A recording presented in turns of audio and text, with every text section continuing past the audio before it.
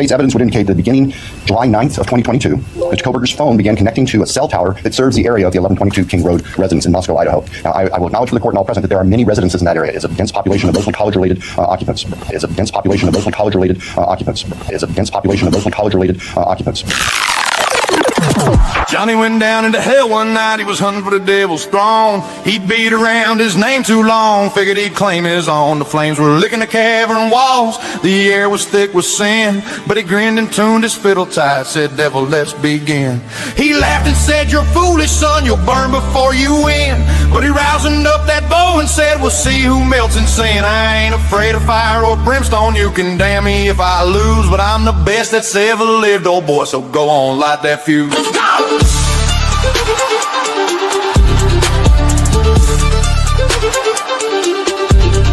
Johnny was a hillbilly redneck, meaner than a dog on meth. He said, I beat every fiddle of breathing, ain't none left on earth worth a test. So he loaded up his moonshine and he swore one drunken yell, if the devil's still picking, I'll find his ass, I'm heading straight to hell. And Johnny went down to hell, he wasn't running scared, said, I came to take your fiddle, boy, if you still got one spare. The devil grinned and said, hot damn, I've waited for this day, but I ain't playing country tunes down here, we melt the strings away.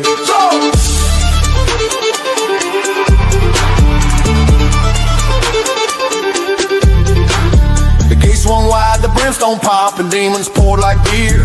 The devil stood there smiling with a gobo slick and clear. Boy, you talk big for a mortal man, but my fire's burned for years. Johnny spit and grinned, I'll smoke your ass and drink your flaming tears. Johnny went down to hell, he wasn't running scared, said, I came to take your fiddle, boy, if you still got one spare. The devil grinned and said, hot damn, I waited for this day, but I ain't playing country tunes down here, we melt the strings away.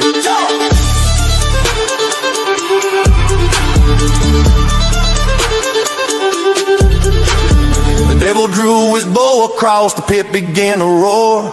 The walls of hell were shaking like a diesel engine's core. But Johnny's fire was meaner still, and that fiddle screamed pure sin. He bent the notes till angels cried and the devil's flame grew thin. Smoke rolled up from Johnny's strings, ashes on his boots. He said, hell's just another honky-tonk and I'm the king of roots. The devil dropped that golden bow and kicked it through the flame. Johnny took it, tipped his hat, said, now you know my name. Johnny went down to hell, and he played that fire clean. Left the devil staring, dumbstruck in the glow of gasoline. He said, keep your crown and kingdom, I just came to raise some hell. You'll hear my fiddle ringing from the hollers down in hell.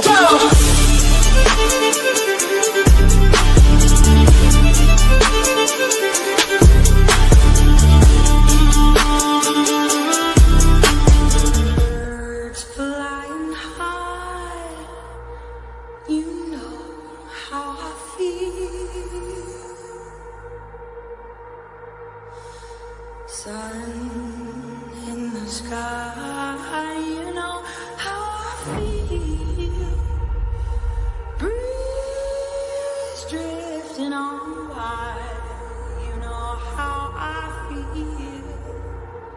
It's a new dawn, it's a new day, it's a new life for me.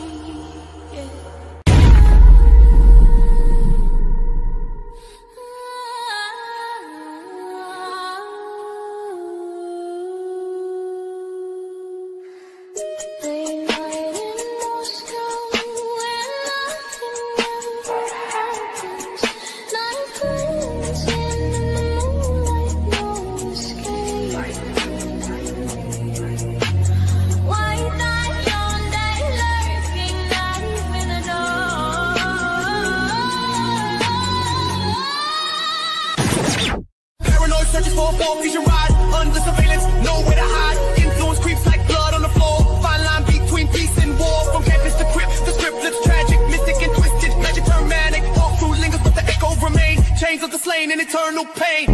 And here we go. Welcome to the freak show, the best in town.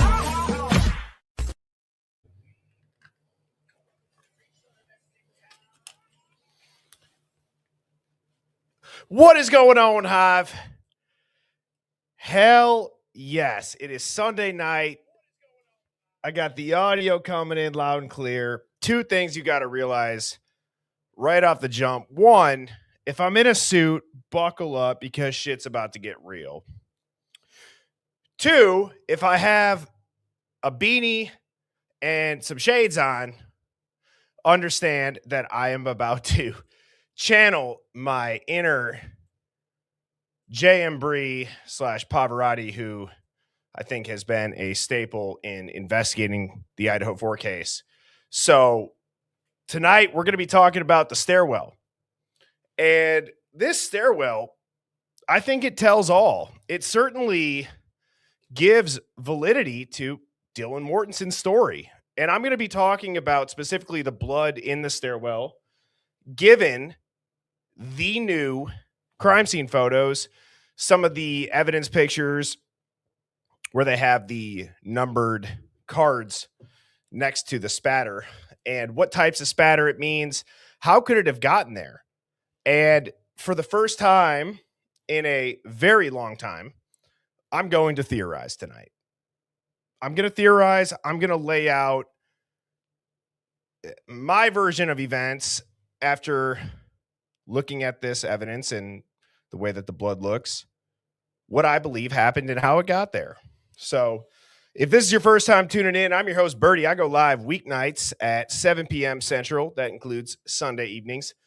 This is a contrarian thinking live stream. So we think past the headlines, we question the narrative, and if you're easily rattled or offended, you're not going to like this.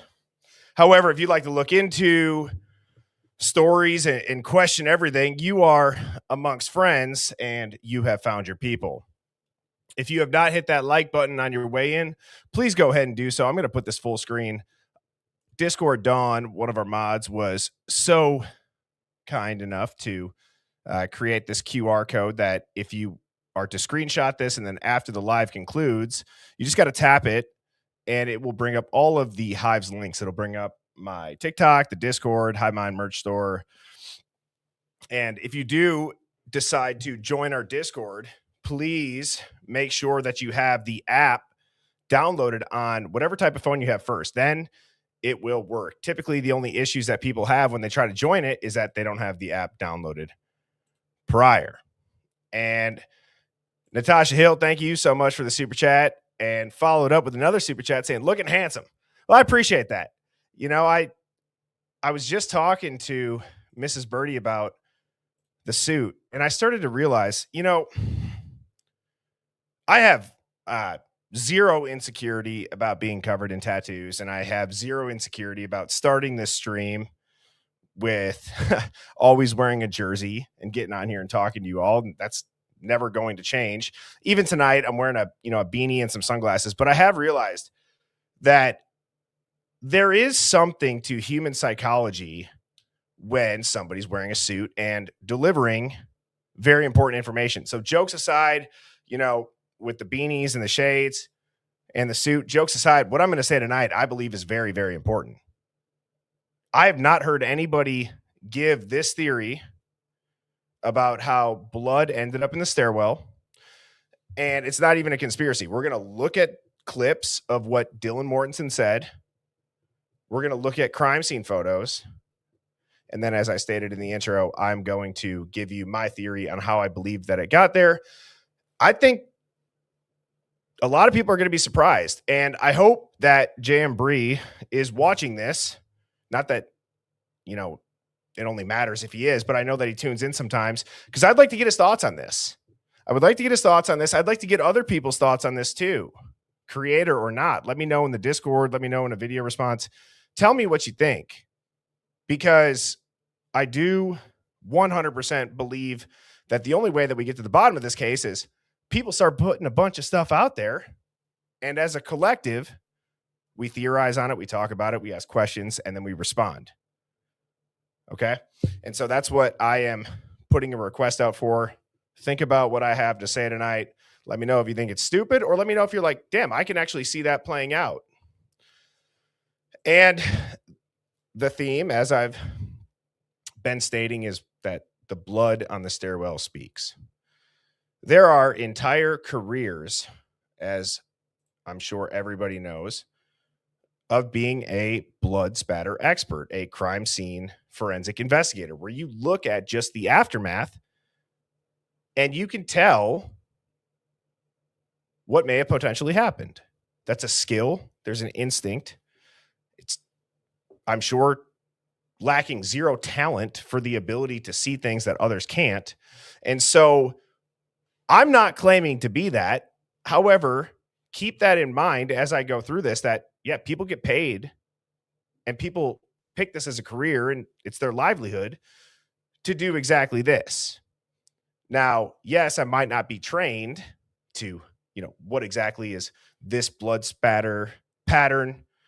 What does this mean? What does that mean? However, there's this incredible invention called the internet, and there's ChatGPT, and there's Google, and there's YouTube videos where you can educate yourself. And believe it or not, you can continue to learn and you can get smarter and grow your own knowledge of things that you know after you graduate school. It's remarkable. And learning is one of my favorite things that I still currently do as an adult.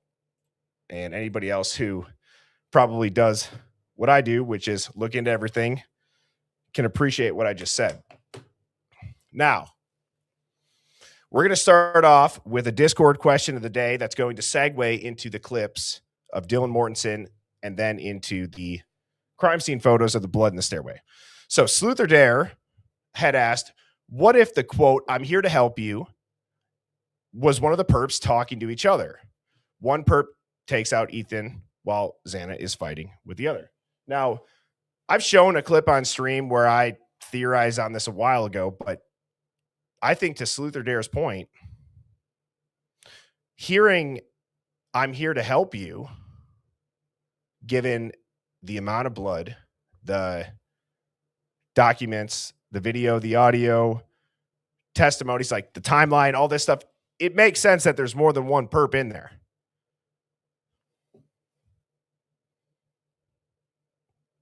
Right?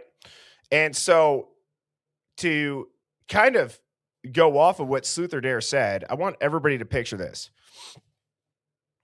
And it's kind of messed up. All right, so I'll give that disclaimer. This is obviously not meant to be a joke.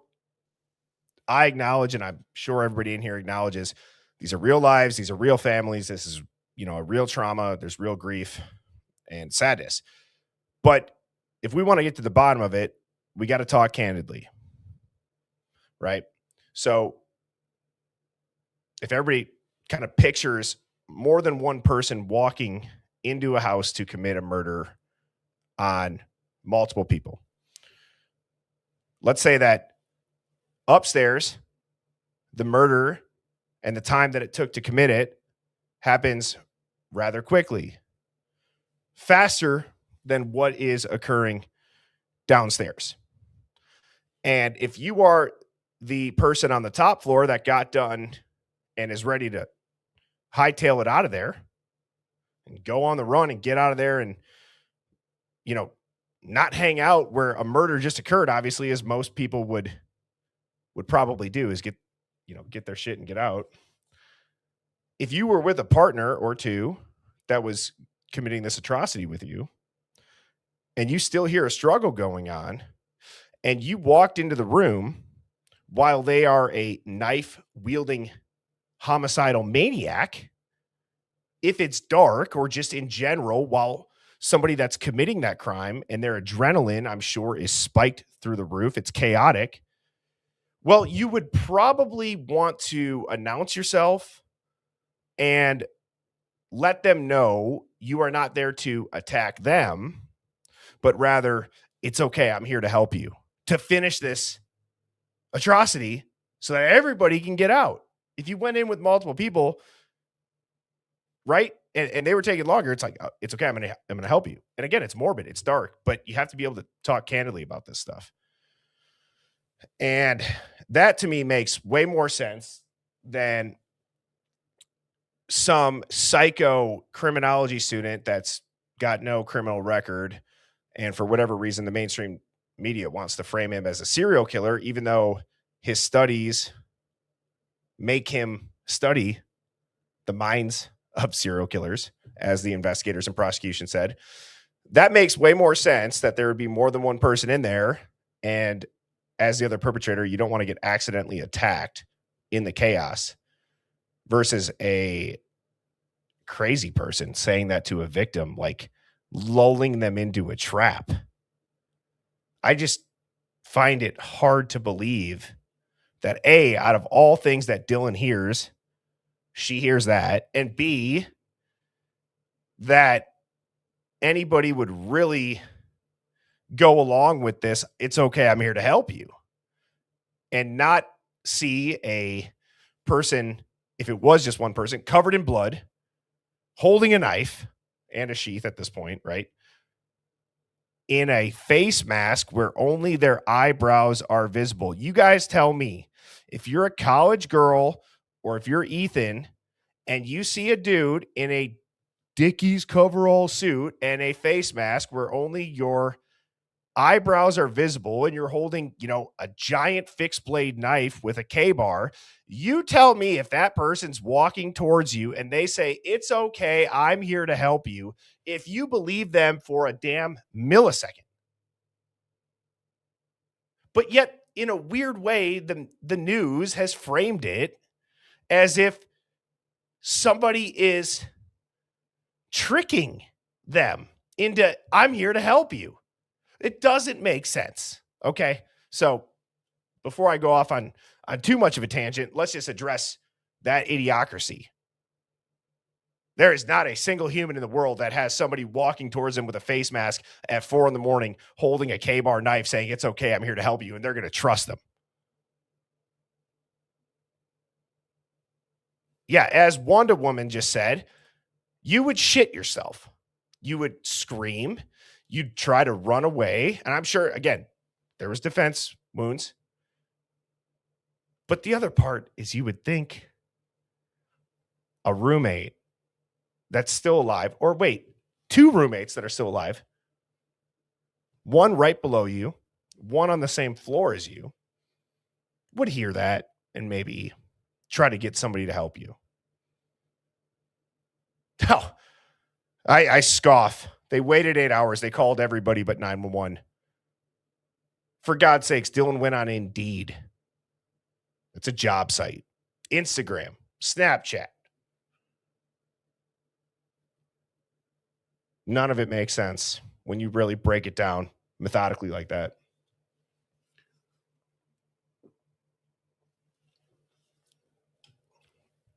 So what I got here is I got a bunch of clips that I'm just going to, they're kind of in a various order. Shout out to Luna Bliss for hooking these clips up. She's one of our mods here in the Hive and helped me out big time tonight, getting these done rather on short notice, because in our Hive Mind group chat with me and Discord Dawn, UFO Dog, and Luna Bliss, we were talking this morning, and Luna had said, hey, have you checked out Pavarotti's video?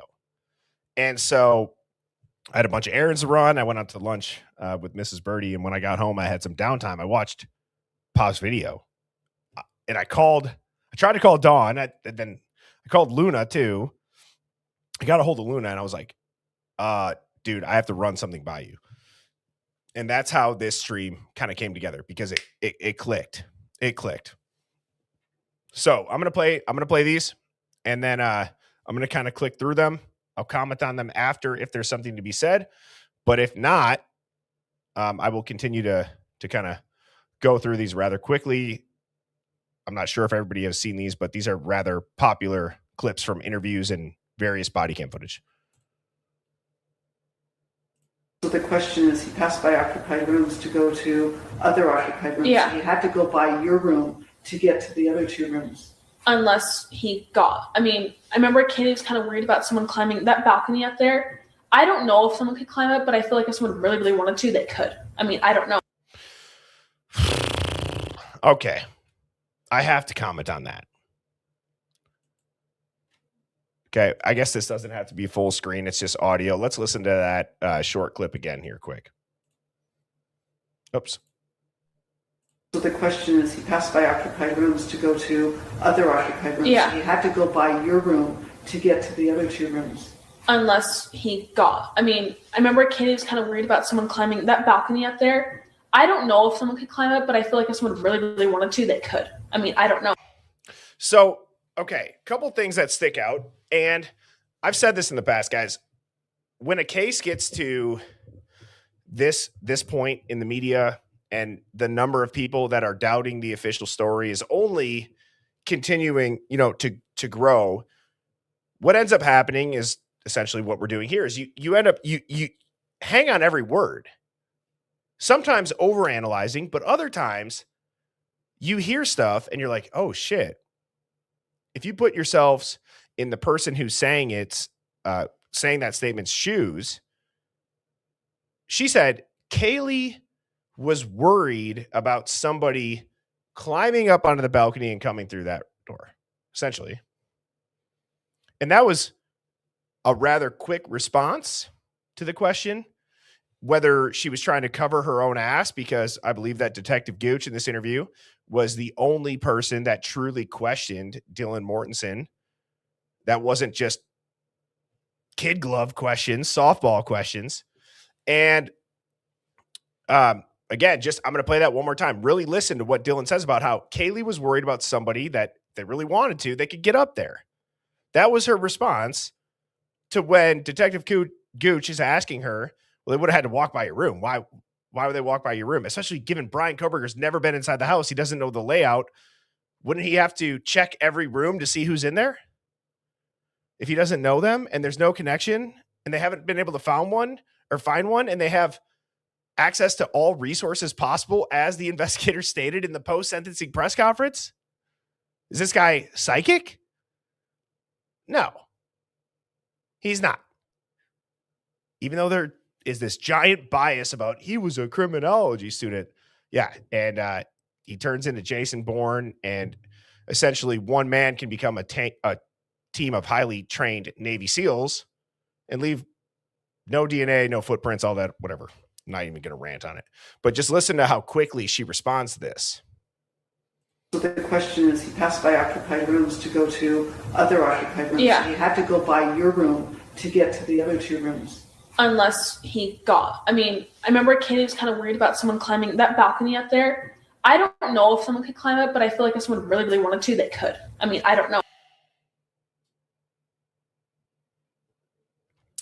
To me, that's sus. To me, it's sus. Now, I'm sure everybody in here, the majority of people at least, have seen this clip from the original 911 body cam footage from when Hunter apparently went in and found the bodies. Okay, I'm going to play this clip of Dylan now. And again, listen to what she says, now knowing what we know today. All I heard was I heard her go upstairs. Like, okay, I'm gonna go to sleep now because she's going upstairs. All You heard who go upstairs? Kaylee and the dog Murphy.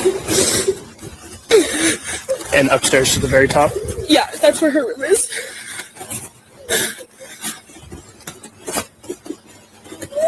Okay. And then all of a sudden I heard her walking up. I heard her scream, and she ran upstairs because she saw someone.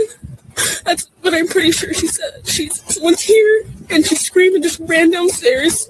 And I called for her name, but I jumped up and locked my door because I was so scared.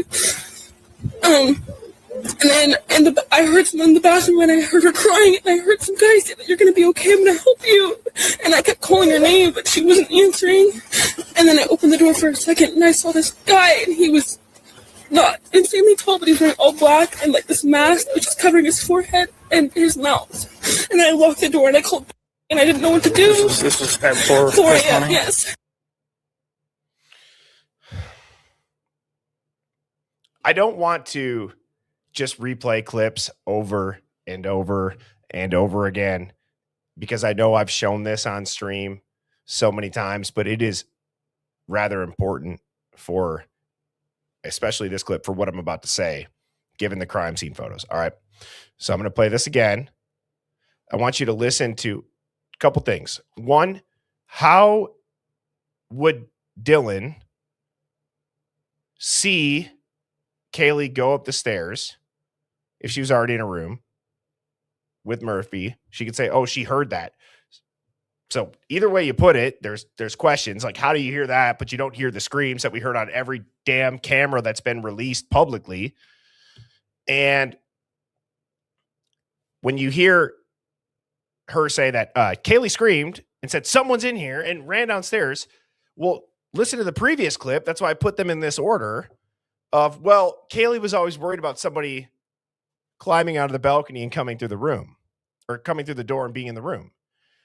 The way that Dylan explains it is if Kaylee's walking up the stairs, I'm just going off of right now what Dylan's words are. If Kaylee is walking upstairs, screams and says, someone's in the house, and everybody's been home prior to that for hours, according to the official story, and nobody talks about anybody opening the sliding glass door or coming through the bottom floor and going up there and just waiting. So if nobody detected them, well, then maybe they did climb on the balcony and go through those sliding glass doors. Okay. And if Dylan's saying she went up there and screamed, said, someone's in the house, and ran downstairs, can we talk about the most glaringly obvious point that does not make sense with this official story, everybody? How does the only eyewitness and bushy eyebrows, like this is going to be hard for me to say. All right. Take the credibility of Dylan and the bushy eyebrows and in her own words saying, I don't know what was real or fake. I was pretty drunk. I was messed up. I was in and out of sleep. It was Vampire Diaries, whatever she said. Kaylee walked upstairs and said, I'm going to bed, and then ran downstairs and screamed when she got to the top of the stairs. Ran down. How does this get to they were all killed in their sleep? Dylan's awake and sees Kaylee go up the stairs. Kaylee screams with Murphy and runs downstairs. How does this end up that they're all asleep in their bed? Officially. That's a reasonable question, in my opinion. Which that should concern everybody. This is the eyewitness. This is the key witness that we are told, don't shame, don't question. She's grieving. Okay, that's fine. I don't even know if this is personal against her. It's just at this point, we're asking a question about the investigators. How the hell did that get to they were all asleep in bed? It doesn't make sense.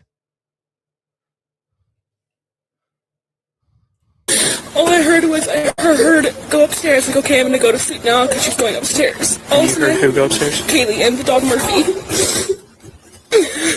And upstairs to the very top? Yeah, that's where her room is.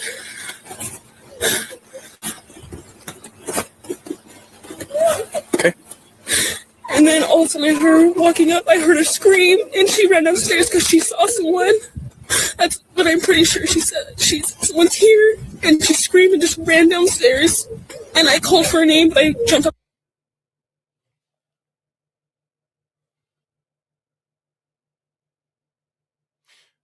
See, this is, again, I'm not trying to overhype this at all. For people that are just tuning in, let me remind you, this is a live stream. I'm a normal person, a normal human, just like you. We have the freedom to think out loud in real time. The Hive is a small, carved out corner of the internet where I trust the chat to be able to listen to what I say and give me feedback, and vice versa. I'll give them feedback and we have a discussion. I know having a discussion in today's day and age, that word discussion is a giant word for some of these fluoridated NPC idiots. Hear me out on this. Damn it, Pat, you beat me to it. I just heard this. I called for an amp and then it cuts. I called for end. And before anybody says you're hearing things, okay, let me ask you a simple question. Who here that has looked into the Idaho 4 case believes that none of the audio, none of the video, none of the timeline, none of the witnesses, who here believes that those wouldn't have been manipulated to cover something up? What do you do to cover up? You change, the chronological order of events. That's how you cover shit up. It's not rocket science. So if I was locked my door because I was so scared. Hang on, let me go back. Let me play this again. That's what I'm pretty sure she said. Someone's here, and she screamed and just ran downstairs. And I called for her name, but I jumped up and locked my. And I called for her name, but And I called for, and not I called her name. I called for. Right? And I called for her name, but one more time. Downstairs. And I called for her name, but I jumped. It certainly sounds like I called her name, but it kind of sounds like I called for. I called for. Call for a name, call for an amp, call for a name, call for an amp.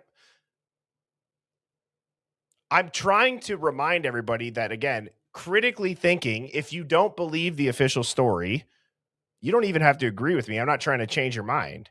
What I'm trying to say is that, okay, if you don't believe the official story, clearly there was just a handful of people that heard what I kind of did in this, is called for an amp, called for her name. Like, it could be either one, but they cut it. Would everybody agree it's a little bit cut? It's a little bit clipped, maybe? And I don't want to spend too much time on that because at the end of the day, I don't know how important that is to the point that I'm about to make, but let's play it again. I just ran downstairs, and I called for her name, but I jumped up and locked my door because I was so scared. And then I heard someone in the bathroom, and I heard her crying, and I heard some guy say that you're going to be okay, I'm going to help you. And I kept calling her name, but she wasn't answering. And then I opened the door for a second, and I saw this guy, and he was not insanely tall, but he was wearing all black and like this mask, which was covering his forehead and his mouth. And I locked the door, and I called, and I didn't know what to do. Do you guys hear how different that sounds? And I called Beth versus I called for an, and again, that's just my opinion, right? Some people are saying for her name. Some people are saying what I hear. And I locked the door, and I called, and I his mouth. And I locked the door, and I called, and I locked the door, and I called, and she screamed and just ran downstairs. And I called for her name, but I jumped up and locked my door because I was. I don't know. There might be an argument there. Again, I'm not going to spend too much time on it. I just realized that in real time. Again, that's the beauty of a live stream. And that's why I love doing a live stream. I love when things like that happen and we can actually have that debate in the chat. So thank you to everybody, that had their input on that. Now, here's another clip. You hear her. She says what she says. You hear her hitting the stairs.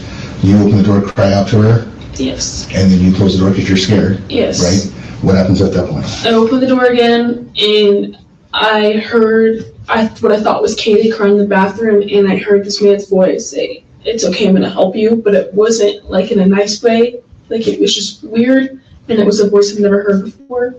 Okay. And then I called out to her, and there was no crying after that.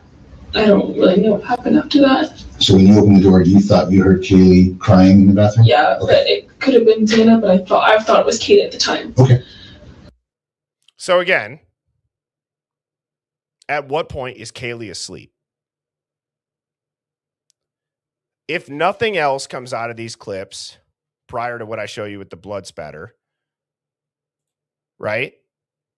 You tell me at what point is Kaylee asleep? And Shell Shocked says this is strictly for the suit. Well, thank you, Shell Shocked. I appreciate that.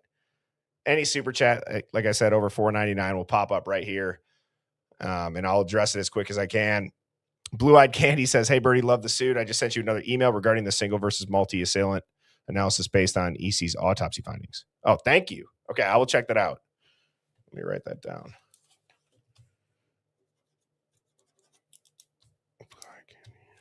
All right, thank you. You guys rock. But again, at what point she opens her door again?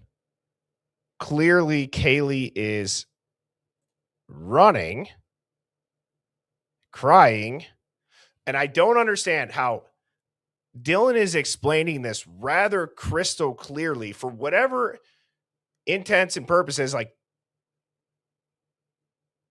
the way that she says, I don't really remember after the fact, but there's details where it's like, does Xana have a dog? Does Xana live on the 3rd floor? No. I feel like these are simple questions that a lawyer, if it ever got to trial, would ask, the jury. Does Xana live upstairs? No. Okay. Does Xana have a dog? No. Okay. Would there ever be a case where Xana and the dog would be going upstairs and saying, I'm going to go to bed now? No. And if you saw somebody who does live on the 3rd stairs and does have a dog, being Kaylee, walk upstairs, you say that she screamed, and then you opened your door, saw her running down, heard her crying, and up until Sergeant Blaker told you, no, it was Xana, right? So what is really the eyewitness? Well, the eyewitness is the original statement, right? Psycho Stench, thank you so much for the super chat, says, Dylan was in deep when she heard screaming and crying. I don't disagree. Good to see you, man. I feel like I haven't seen you here in a minute, Psycho Stench. It's a username only a mother could love, and I won't forget it. Thank you, brother. I appreciate that. Let's listen to this again. You hear her. She says what she says. You hear her hitting the stairs. You open the door, cry out to her. Yes. And then you close the door because you're scared. Yes. Right? What happens at that point? I opened the door again, and I heard what I thought was Kaylee crying in the bathroom, and I heard this man's voice say, it's okay, I'm going to help you, but it wasn't like in a nice way. Like it was just weird, and it was a voice I've never heard before. Okay. And then I called out to her, and there was no crying after that. I don't really know what happened after that. So when you opened the door, you thought you heard Kaylee crying in the bathroom? Yeah, okay. But it could have been Xana, but I thought it was Kaylee at the time. Okay. All right. Next clip. And then Maddie and who else came from the Kaylee. They came home like 1:32-ish. Okay. And at that point, nothing Nothing weird at all. Okay. Then everyone's asleep at 4 a.m. I look at my phone and I can hear Kaylee and Murphy dancing. So I can tell it's her voice and that it's Murphy because he's barking. And then I hear her go upstairs. Again, another thing that made it into the official story that Dylan was right about being Kaylee and Murphy dancing. So why is Dylan right on every instance with Kaylee, where she's at, going upstairs? Why is she right on the time? Why is she right on the bushy eyebrows? Why is she right on the face mask? But all of a sudden, when it comes to the crying in the bathroom, that's not right. That's not even me theorizing. I mean, we're going off of the eyewitness and what she's saying multiple times, that none of that is discredited until it gets to Kaylee in the bathroom. No, Sergeant Blaker proceeds to say, I believe it was Blaker, says, no, Xana. And then Detective Gooch will say something again. No, I don't want to hear that. I want to hear what you thought, not what Blaker told you. Keep what I just said in mind. Because you can hear everything. And I heard her say, there's someone here. And I thought she ran downstairs. And then I jumped up and locked my door because I didn't know what else to do.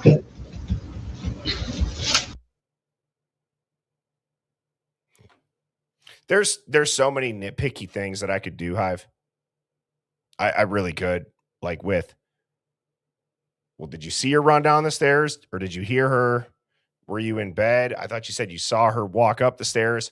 how long in between her walking up the stairs to when you heard, like, how is that question not asked? Hey, look, all right, I'm going to calm down because I'm starting to get fired up and I don't want to. Serious question. Guilter or not? Does anybody know how long it was between Dylan claiming that she and Kaylee, I'm sorry, that Kaylee and Murphy went upstairs after dancing? How long was it before she screamed that somebody was in the house and ran downstairs, where she then jumped out of the bed and locked her door?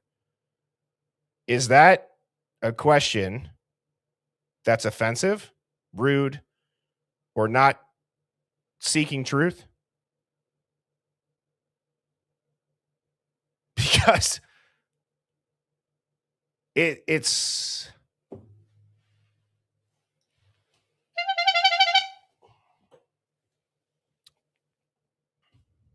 that deserved a clown horn. I don't know how anybody doesn't ask that question.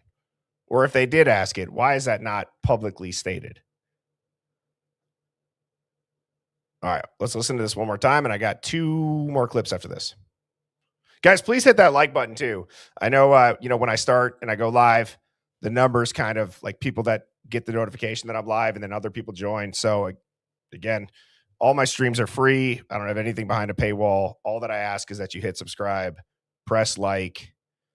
That helps reach, truth seekers like you and me. And just in general, it's a great thing because we deserve to have a space where you guys can come in here and say what you want, right? Like I saw Jeff H is in here. I've crashed out on Jeff H, but you know what? He's still in here. That's okay.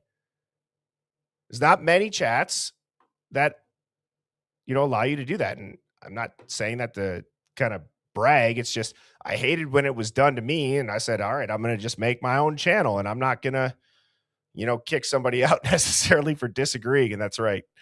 Growth or no. God damn it, Jeff. Good times. And then Maddie and who else came from the Kaylee. They came home like 1:32ish. Okay. And at that point, nothing Nothing weird at all. Okay. Then everyone's asleep. At 4 a.m., I look at my phone and I can hear Kaylee and Murphy dancing. I can tell it's her voice and that's Murphy because he's barking. And then I hear her go upstairs because you can hear everything. And I heard her say, "There's someone here," and I thought she ran downstairs. And then I jumped up and locked my door because I didn't know what else to do. Yeah, I mean, I saw a couple of people send some super chats in too. Just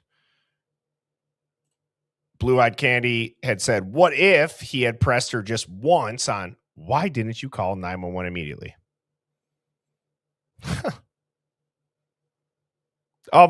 Blue Eyed Candy, I believe that what you just brought up, you're a conspiracy theorist. How dare you question Dylan for not calling 911 for 8 hours? Give me a break, Blue Eyed Candy. No, I agree. How the hell do we not hear one person ask her that in all of the hours of audio that we have of interviews? Or even other people. Hey, do you know the girl that lived there, Dylan? You're in the same friend group. Do you have any idea, and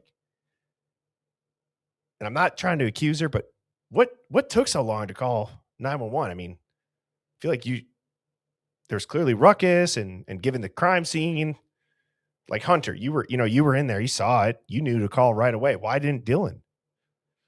I think that was a missed opportunity on the investigators if this was on the up and up, but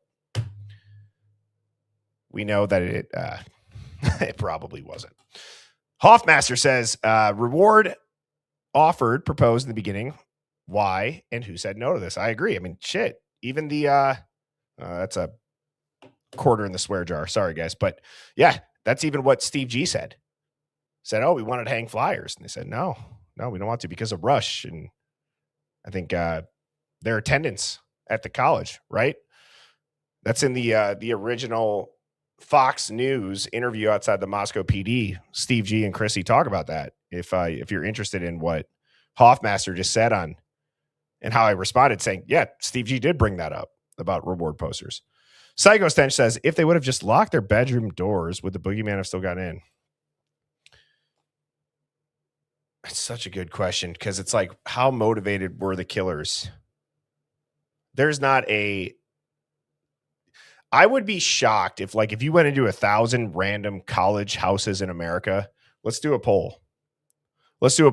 Again, this is not meant to be offensive. We got to speak candidly. We got to be adults. If we want to get to the truth, you got to ask questions. But it's like to what Psycho Stench just asked. If their doors were locked, is this prevented as far as their bedroom doors? Out of 1,000 college houses randomly against any campus, how many motivated people that wanted to kill you, that are capable of doing the timeline presented publicly, 7 to 9 minutes, with only one knife, how many people are getting stopped by a college house door? Anybody out of those 1,000? How many are stopping them? I don't know if there'd be one.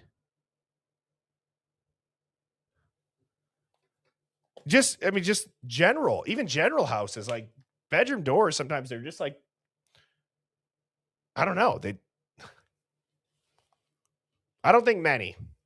So I agree. I mean, I don't think that just having your door locked, it does depend, again, on how motivated somebody is to get to you. But that also then kind of plays right into that would seem very personal, and it seems like they know who's behind that door then. But Brian Koberger, who has never been to that house or inside of it in the dark with 5 cars in the driveway, committed this crime and knew exactly who was where behind every door precisely. I don't know how that makes sense. And to what Beck just said, if it was a hit, they'll do whatever it takes. I agree. So let me get through these clips, guys, and then any super chat, kind of until I get through the theory. I'll address all the super chats at the end, and I'll go through them. All right. This is the last clip. And then I'm going to go into what I believe happened in the stairwell, based off of the culmination of what Dylan's saying. For therapy, asked her to help me, go to come see to mine to help me, remember stuff, but nothing could come up, which was really weird. The only thing that helped come up was, hearing Kaylee's footsteps, but not hearing another pair of footsteps. That really freaked me out, because obviously I'm right next to there. And so I was like, okay, well, why didn't I hear his footsteps or, another pair of footsteps? But I have no idea what he looked like. I don't, when I looked at his picture, nothing came back to me at all. I got to listen to that beginning part again. This beginning part has always kind of confused me. And I'm sure if we listen to the full thing again, there's more context. I know we have listened to the whole thing, but the footstep thing, it's just. For therapy, asked her to help me, go to come see to mine to help me, remember stuff, but nothing could come up, which was really weird. The only thing that helped come up was, hearing Kaylee's footsteps, but not hearing another pair of footsteps. That really freaked me out, because obviously I'm right next to there.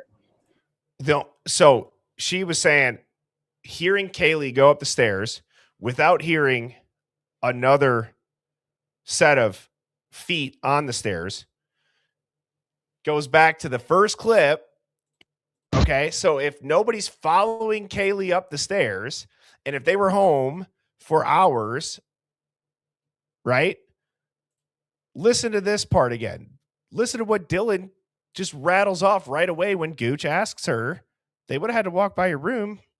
So the question is, he passed by occupied rooms to go to other occupied rooms. Yeah. So he had to go by your room to get to the other 2 rooms. unless he got. I mean, I remember Katie was kind of worried about someone climbing that balcony up there. I don't know if someone could climb it, but I feel like if someone really, really wanted to, they could. I mean, I don't know. And Frisco Chick, you're right. I believe Frisco Chick is right. And this is the beauty of the live stream and the live chat in the Hive. Frisco Chick says, or no one chased her back down the stairs. Not even Murphy. Wow. Dude, that is a great take. So either way, whether it was nobody chasing her up, she's like, it was kind of confusing when I was trying to remember because I didn't hear any other footsteps down. Wow. And then I think back to the caller that we had, Bourbon Santa, who talked about a gentleman with the initials NW that had 2 broken feet, and the hospital staff called the FBI in regards to potential connection to the Idaho 4. Bourbon Santa, after we had learned that the reason why the hospital staff called the FBI outside of, potentially being connected to the Idaho 4, as I just said, is that his injuries didn't match a car accident. And Bourbon Santa's theory was that he jumped off the ledge.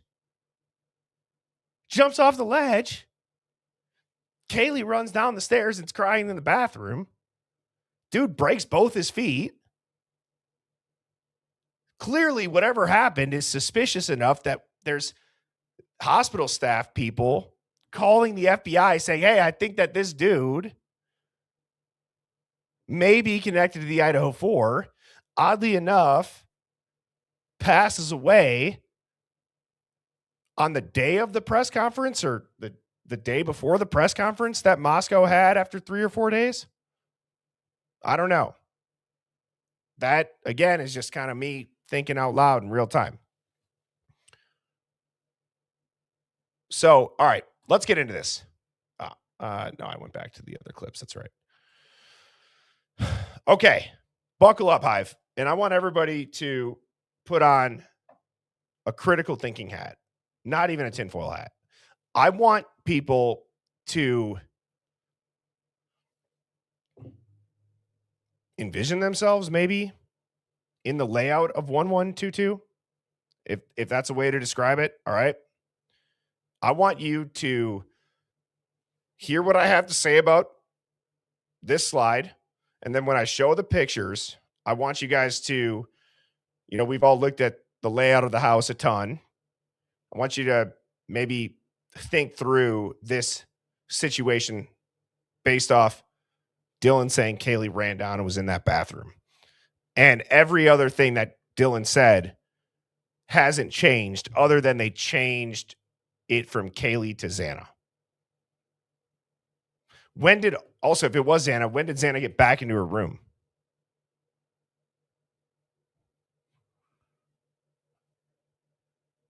All right. There's only a few ways, and I don't think this is rocket science. Again, I've kind of been saying that almost as a theme this evening. I don't think it's rocket science that there's only a few ways that blood can get on a wall. You have impact, which is where blood is going to be projected onto the wall.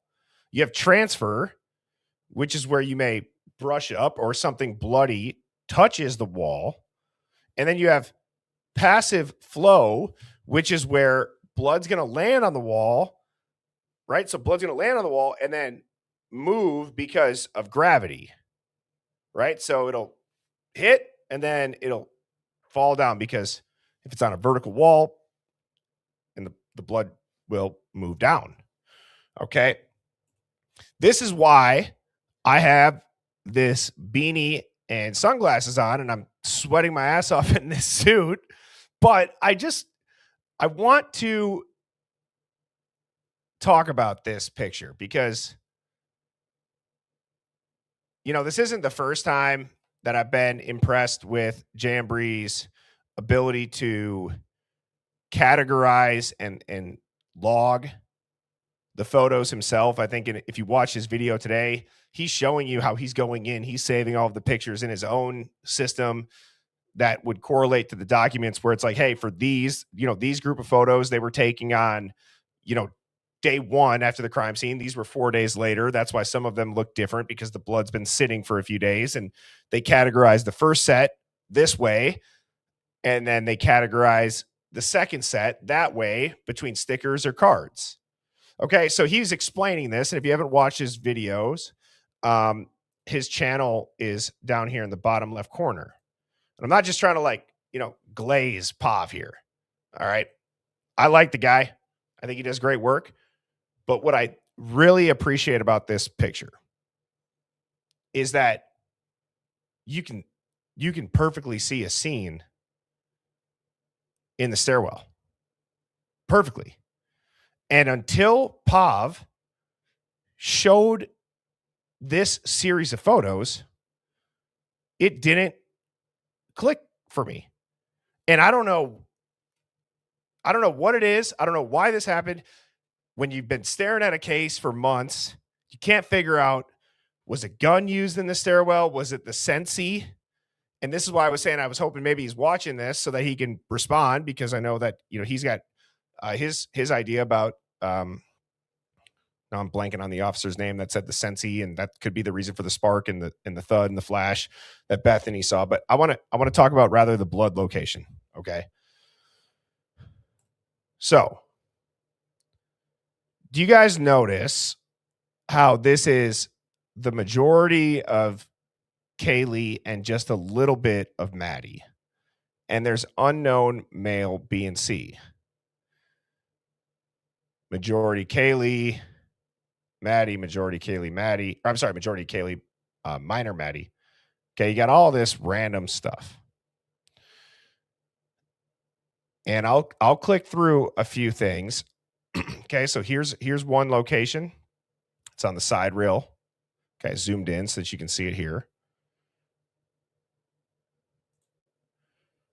Here is, again, right over the banister. So the stairs are going to be down where you kind of see the chat. So that mark is 27. Okay, 27 is right above the stairs. Okay, it's right against this wall here.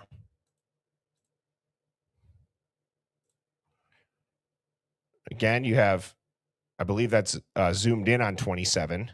So you can see what I believe to be passive flow, where the blood lands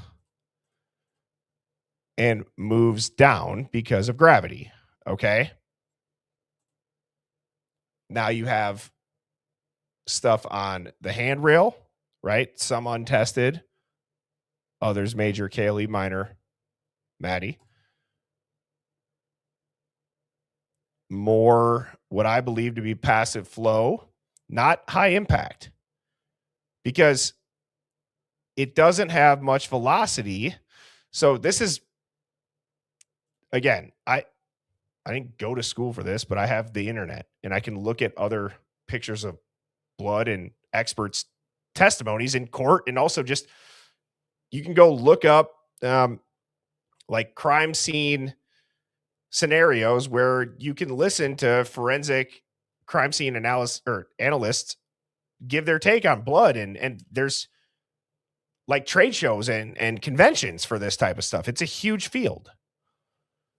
But see how it pools up at the bottom on all of these?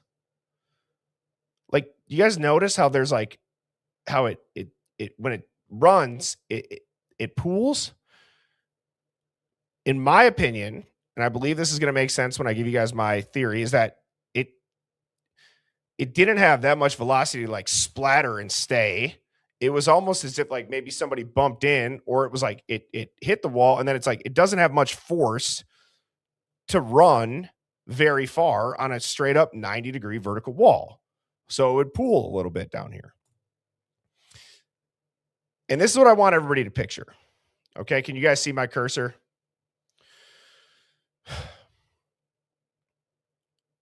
Dylan, as we just heard time and time again, said that she heard Kaylee So Dylan says that she hears Kaylee run up the stairs with Murphy, say someone's in the house, run down the stairs, and up until Sergeant Blaker told her it was Xana in the bathroom, she thought it was Kaylee crying in the bathroom, where she hears a man's voice saying, "It's okay, I'm here to help you."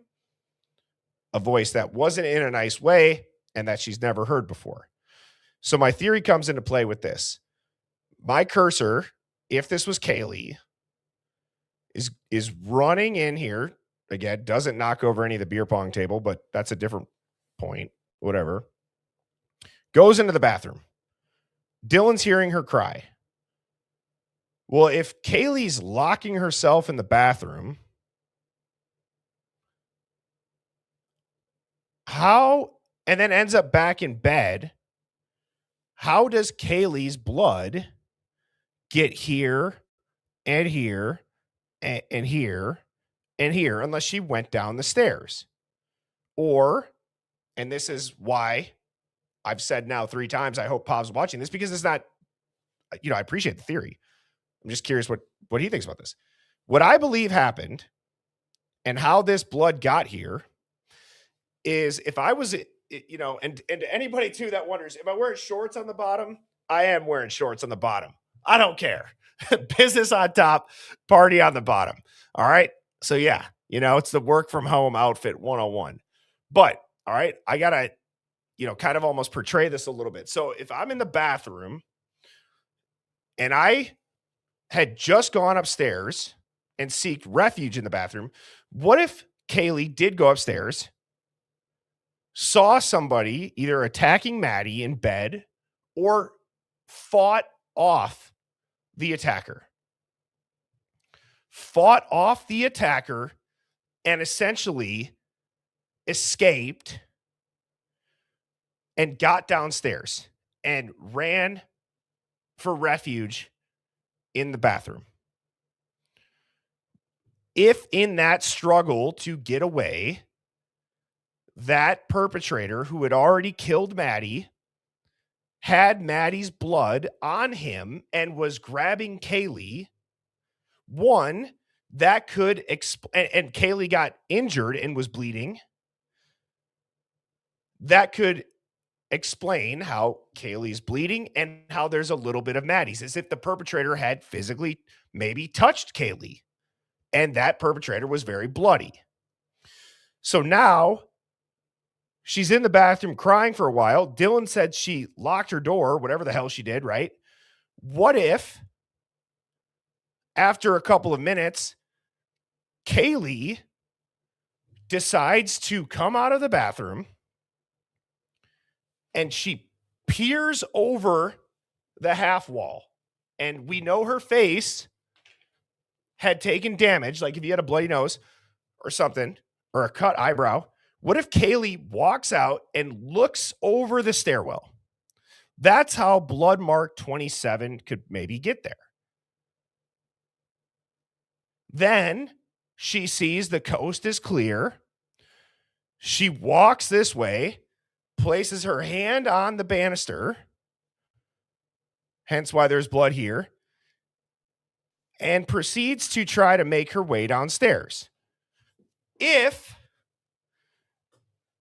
she was concussed, bleeding out, slightly intoxicated, is a little wobbly, and bumps into the wall,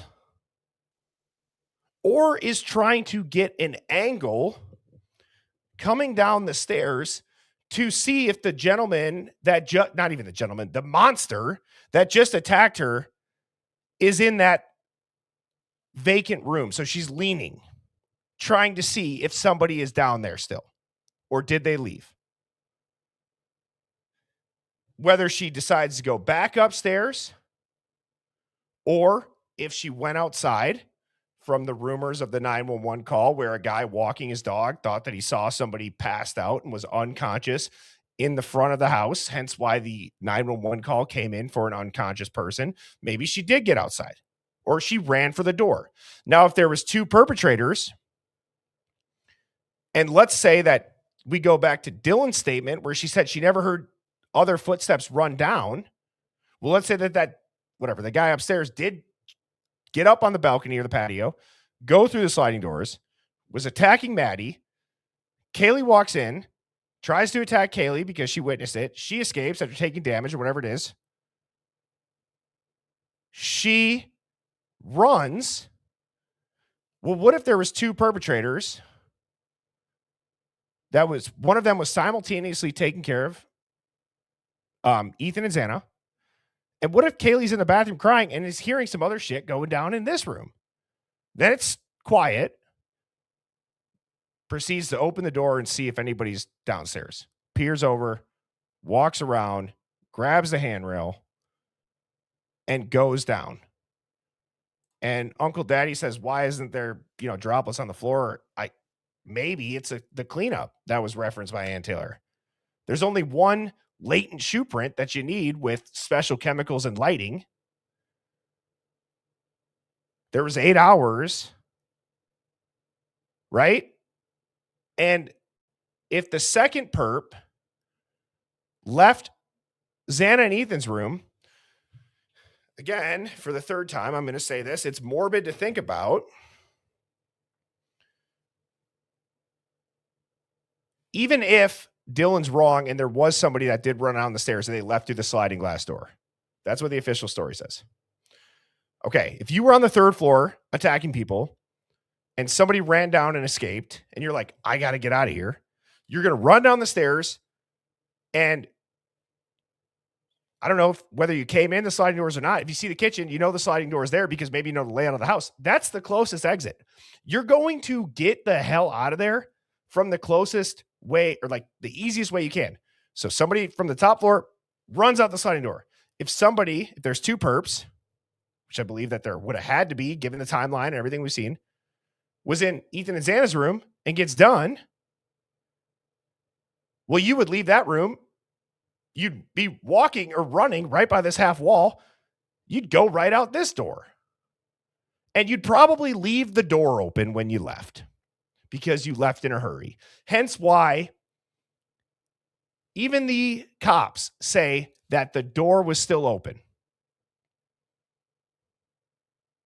So again, that's just my theory. I rather really what I want to get people's thoughts on is if it wasn't an attack in the stairway and rather it was Kaylee, because when did Xana leave the bathroom? Why isn't there? I mean, there's a lot of questions about blood in the bathroom, but if Xana was attacked so much and was fighting for her life and was found in the room with Ethan, like, did they struggle in the hallway, whatever it is? But if it was really Kaylee that Dylan saw in the bathroom and Kaylee wanted to see if anybody was there and peered over, could that explain blood drops here? Could this explain her grabbing it? And then again, whether she was stumbling down the stairs or even if she just peered to see if anybody's in the vacant room. And they didn't have to go upstairs. Right. Now, I don't believe that what I just described, see, this is where I said I'm going to theorize. Okay, first time I'm obviously saying this on stream. Nobody knows, so take this with a grain of salt. I don't believe that this was one quick blitz attack at all. I don't believe the timeline. And I've been trying to think, why is it on the audio at, 1 in the morning or midnight, right? Between midnight and 1, you hear all these screams. But then you hear them again at 4. Right? It's like, let's say they didn't manipulate it. What if the first time they were attacked, they failed? And then they came back. They said, we're going to get them when they're sleeping. We know they weren't asleep. But if we hear two different crazy timelines with audio. For all we know, Dylan was awake. Everybody was awake when the girls got home at 1:45, 1:56. We hear stuff when the girls get home right away. What if Dylan is talking about that time? What if she's just describing the first time? Now, the 4 a.m. timeline to Love and Other Habits point, it could be false. But I'm just trying to say, what if this was one of those situations where, like, whoever was put out to do the hit didn't finish the job? They go back to whoever had put that hit out and they say, they escaped, they did whatever. And it's like, well, did they see you? Did they whatever? It's like, you got to go back. Do it. I don't know. I have no problem saying this because I'm trying to look at real photos and not just speculate. I'm trying to bring receipts. I played the audio of Dylan's interviews. I'm showing you crime scene photos.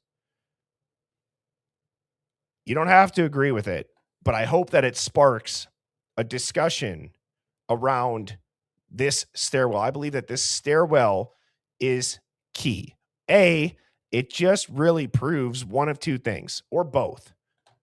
They weren't asleep, in addition to everything that we heard Dylan talking about, saying clearly they weren't asleep. I don't know how this narrative got to the point where they were attacked in their sleep, in the beds.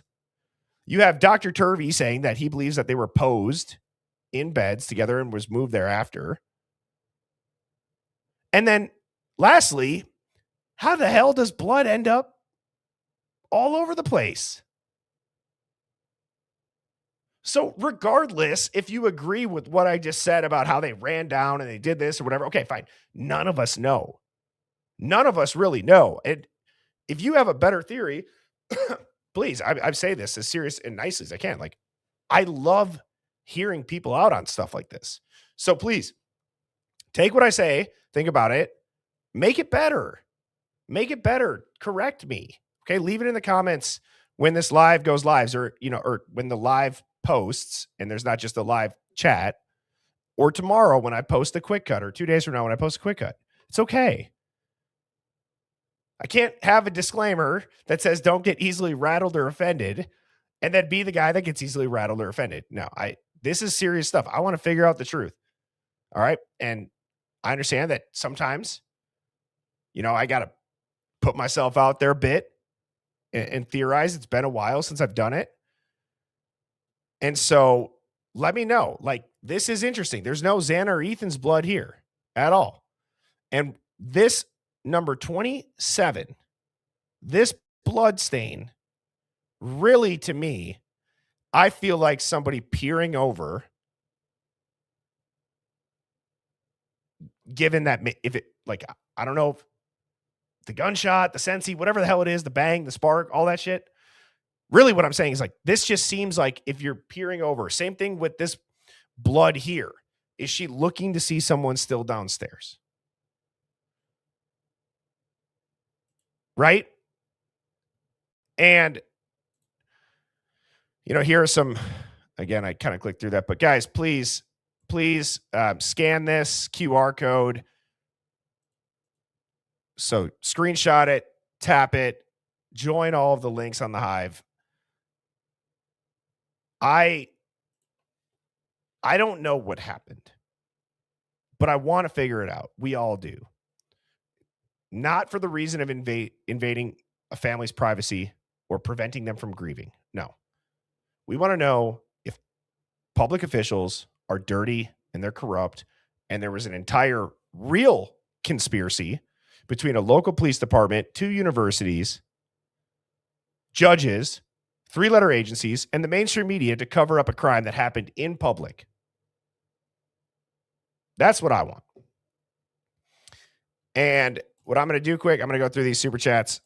Blue-Eyed Candy, thank you so much. As always, you stay coming with the super chats. KG's own mother said she was trapped between the wall and the bed. Then it was propped up in the corner. Were the G's being told different stories than two? I've said for a long time, I think a lot of people have, who knows the credibility of the information that the G family got. And I feel for them. I kind of take what Devil's Advocate said with Steve G. It's like, dude, you're a father that's trying to figure out this shit. You're hearing I'm sure a lot. If you don't trust the authorities, and if you were told to not pursue certain leads or they'll come after you, as we've seen in leaked texts, right? I mean, I get it. They probably weren't. For God's sakes, their niece apparently called them and told them that there was a party and Kaylee got shot. And then the cops didn't come for a very long time. Okay, yeah, there's a lot of weird stuff. So I don't disagree at all, Blue Eyed Candy. Going back to what Love Another Habit said, thank you for the big super chat. The 4 a.m. timeline's false. If there's no set time, then there's no 8 hours of waiting to call. The 911 call was pre-recorded earlier. It's centered on Xana. But the face-to-face with the cops just 5 minutes ago is about Kaylee? Wow. I mean, don't get me wrong. I this part I'm kind of like I told you earlier, I'm a normal person. I'm just a normal dude. I still work my day job. I love doing this. And this is how I am. You know, whether I was streaming or not, I'd be talking to my buddies like this. But, you know, I can appreciate that comment. It's okay to just think and say it and maybe not even believe it, but you're asking. That's not a bad thing. So much stuff would never get figured out if you don't do what we're doing right now. And this doesn't even necessarily, like right now we're talking about the Idaho 4, but I've said for a long time, like this is just the vehicle to so many other things. Brian Koberger is not even defending himself. I'm not here to necessarily change people's minds. If anything, the bigger overarching goal, as I've stated, is narrative warfare. I don't want people like yourselves or me to get effed over when we're watching a situation play out with somebody else, but it could be anybody. It could be any one of us. And I think it's important to know this stuff. Kim, being skeptical, says, would a stingray prevent Dylan and Bethany from making calls or texts within the house? I'm so glad you said that, because that's one of the biggest arguments against a stingray occurring is how are they sending texts? Well, there's like two things. The texts were fabricated after the fact, or they were outside the perimeter of the jammer. A stingray is a jammer, or you can clone, cell tower and data, make it look like it came from somewhere else. Like it's really that simple. I don't know what the third option could be. How are they able to text and communicate? But and that should also tell you if the internet's down and there's all this stuff, it just seems very premeditated. It seems like people that have access to tools are utilizing them for their benefit to get away with this. Psycho Stench again, man. Thank you so much. At any time, did BF think she was going to get cut by DM? Why didn't DM argue at all about BF going upstairs to DM's room instead of going downstairs?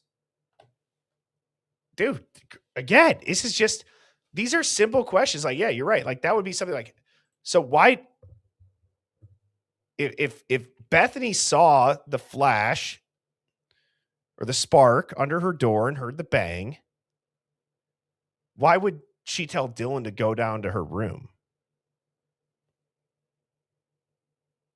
It's a great question. Sausage Biscuits. It's an epic username. Delicious username. Sausage and Biscuits. Says, the entire reason Dylan was scared is because of an altercation with a man and Kaylee, but 911 is all about Xana. Kaylee is not mentioned. She's now an afterthought. Her entire concern is shifted. I believe that the 911 call holds a lot of the secrets. Just in general. Unconscious person, no mention of blood, no mention of multiple victims, yet there's 2 victims in each room. Nobody hearing the screams, the 8-hour delay. It sounds weird. It sounds weird. And you're going to have to go listen to it if you haven't heard it. And you're going to have to trust your instinct on it. Kathy Turner Haskins says, she said in that clip, I can hear everything. That's our whole point. Amen to that. Amen to that. Holly Berry, UK. Thanks for tuning in. Love the UK Hive. Appreciate the super chat. Says, Birdie, I think Dylan did call did call 911. They didn't want us to know because they were staging.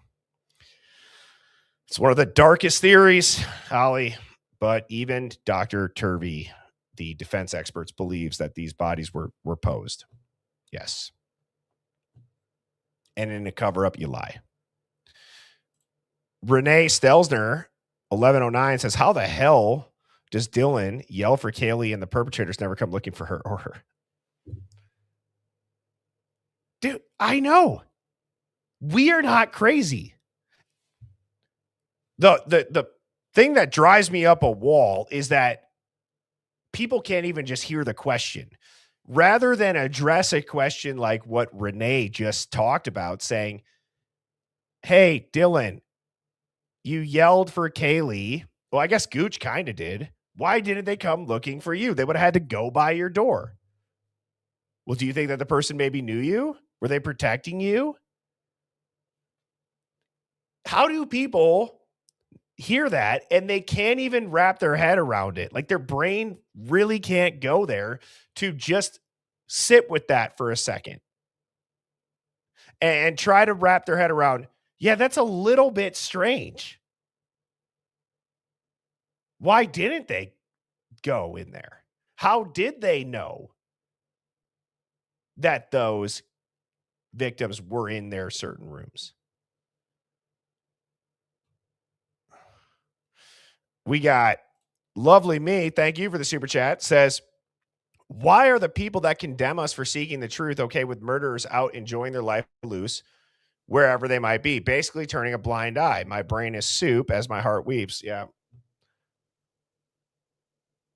That is it's a sad, it's scary thought, in my opinion. There's somebody out there, not just for this murder, but people that have probably gotten away with murders that are out having pizza right now, watching the NFL games, laughing with their buddies. While there's a traumatized family of a victim that doesn't have answers. And to put a cherry on top of it, there's an innocent man that's not able to go have pizza and beers with his buddies and watch the NFL playoffs because he's wrongfully convicted because of some BS science, trace DNA shit that they don't use in so many other countries or courts or military courts. But FBI, the big boys, have been lobbying tens of millions of dollars to use that in ongoing criminal cases, and it can F people over. It's not to discredit just that IGG, whatever, solve cold cases with it or whatever, get leads from it. But like they made this all fit to Brian. It was like this digital theory, this frame job or a patsy, something. But yeah, you're right, Lovely Me. I mean, that's a sad thought. Janet, thank you for the super chat, says right before they announced the deal, Kaylee's mother was convinced it was Brian, but her father was not. I want to know what made him change his mind. Was it because he was going to plead guilty? That's a good question. We're probably never going to know. We're obviously not in, a victim's family's minds or the discussions with the attorneys or the authorities behind closed doors, but it's a valid point. Why did it change? Why now is it so airtight and rock solid that it was Brian? There's no question. He's never getting out. And I'm not speaking, again, just for this situation. I want to be careful. I want to be careful with this because I get it. It's a sensitive topic. And just being a bull in a china shop with this stuff, it's not the best way to reach people and get through them. So I'm trying to be conscious of that. Something I've been trying to work on. And really, if I was in a family that had gone through a traumatic situation that was on the world news, and the number of people that are doubting the official story in the death of one of my family members is only continuing to grow as the public finally gets more information and more documents and more video and more interviews and more audios, and nothing makes sense. I don't know if my first instinct or publicly if I would double down. Especially without revealing if I knew something behind closed doors that the public doesn't know. And knowing the temperature of today's world, where if the mainstream media is calling people that question stuff a conspiracy theorist or it's misinformation, it has the opposite effect on anybody that has a brain. And that number, similar to the people that are doubting this official story, that number of people who hear that and their ears perk up and dig their heels in and draw a line in the sand and said, see, now there's been enough situations and we don't just rely on the mainstream news. Everybody's got a phone in their hand and there's giant social media platforms. Now, when we hear those buzzwords, we think it's time to dig. It's time to dig because any through and through real story questions are not offensive. There's an answer for everything. In today's world, there's probably video of everything. So yeah, I mean, it's a good point. Thank you, Lacerna, for the super chat. Same thing with you, Steven says, oh geez. The whole trans rumor with Dylan. I don't know how that started. I've said that. I don't know how that entire rumor started. Outside of like you can't just say that it's because there's a tall female. I feel like it's just dumb. It's not even accurate, but I don't know how that started. All right. Wow. Paul Taylor, follow frame 3579 says bathroom door was kicked in. Look at the picture of the door frame. I've seen what floor are you talking about? Are you talking about the door or on the bottom level, on this level here? Not, are you talking about this one? Or are you talking about the one down here? Because I think that, isn't it the bathroom door that's down here by the first level that has it's the second floor bathroom that has the chips? Okay. I'll have to pull that up. I'll have to pull a picture of that up. Thank you for pointing that out. I got to look more at that. Lacerna says, please show the picture of the sheath. That image is not of something that was just left behind. It wasn't even found on the first walkthrough. Yeah. I have shown the sheath a couple of times. I can pull it up here real quick for anybody that hasn't seen this. Again, going off of the state's expert saying that there's no way that this sheath could have fallen and stayed there. In addition, there was a blanket placed atop the victims. I mean, this is just absurd.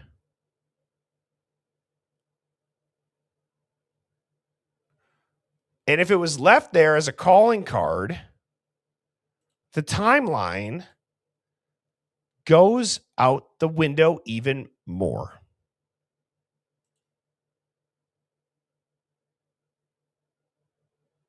How is there blood spatter all over the place? You guys seen the photos? You seen the photos? I don't know about you. I was taken back. I'm like, holy shit, dude. That is a gory, disturbing scene. And this, what the murderer held or placed? The only way that makes sense is if it was placed after it was all done. But again, depending on how you look at the timeline, that doesn't make sense. Or B, it was placed after the fact. You don't see it on the first walkthrough. Right? I mean,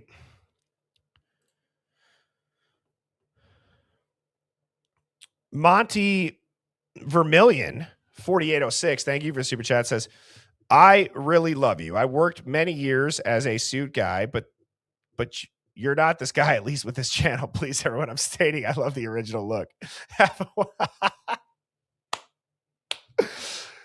Oh, that's funny. That's funny. You know what? I'll wear a jersey tomorrow night. I appreciate the super chat and just, you know what, Monty, the The blunt truth. That's funny. I'm writing it down. Wear a suit, or not a suit, wear a jersey. I started reading that, and I'm like, uh-oh, where's this going? Where's this going? That's funny. I appreciate that. Blue-Eyed Candy again says, what if the families were told up front, look, there were multiple perps. This guy was involved, and he's the only one we can prove did this, and he's not talking. Damn. That's well said in a short sentence or two. I agree. I don't think that's unrealistic at all. Does anybody in the chat think that what Blue-Eyed Candy said is that big of a stretch? Given all the agencies, given all of the redacting, given everything else, like, I don't see that being far-fetched at all in any way. Yeah, Critic Rick said Pantscape too. Jesus.